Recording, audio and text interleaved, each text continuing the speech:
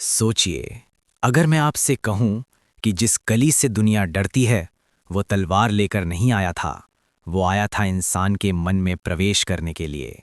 महाभारत युद्ध समाप्त हो चुका था, धरती खून से भीग चुकी थी, और जब श्री कृष्ण ने पृथ्वी से अपना अवतार समेट लिया, उसी क्षण से एक नए युग की शुरुआत हुई, कली युग। ग्रंथों के अनुसार कली युग की तिथि 3102 ईसा पूर्व मानी जाती है।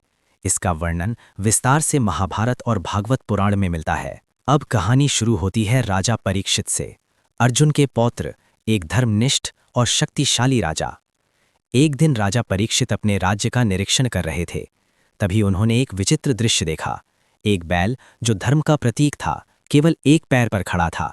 उसके 3 पैर टूट चुके थे।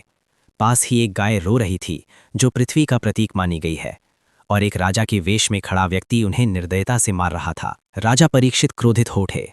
उन्होंने तलवार खींच ली, लेकिन जैसे ही वे उसे दंड देने वाले थे, वह व्यक्ति उनके चरणों में गिर पड़ा। उसने कहा, मैं कली हूं, ये मेरा समय है, मुझे इस युग में स्थान चाहिए। राजा धर्म संकट में पड़ गए। शास्त्र कहते हैं कि शरण में आए व्यक्ति की रक्षा करना राजा का कर्तव्य था। अंततः उन्होंने कली को अपने राज्य में रहने की अनुमति दी, लेकिन केवल 4 स्थानों पर: जुआ, मद्यपान, अवैध संबंध और हिंसा।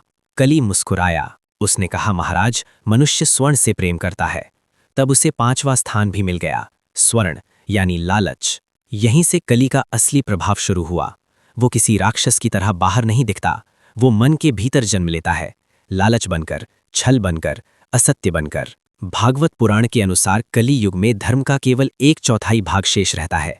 सत्य कम होता जाता है, आयु घटती है, और मनुष्य का स्वभाव स्वार्थी होता जाता है। लेकिन इसी युग की एक अनोखी सच्चाई भी है। भक्ति का मार्ग सबसे सरल हो जाता है। नाम स्मरण से भी मोक्ष संभव बताया गया है। कली युग का डीमन कोई भयानक चेहरा नहीं है, वो हमारे निर्णयों में छिपा है। हर बार जब हम सत्य छोड़ते हैं, वो मजबूत होता है। हर बार जब हम धर्म चुनते हैं, वो कमजोर पड़ता है। तो असली सवाल ये नहीं है कि कली कहाँ है, सवाल ये है, क्या वो हमारे भीतर है।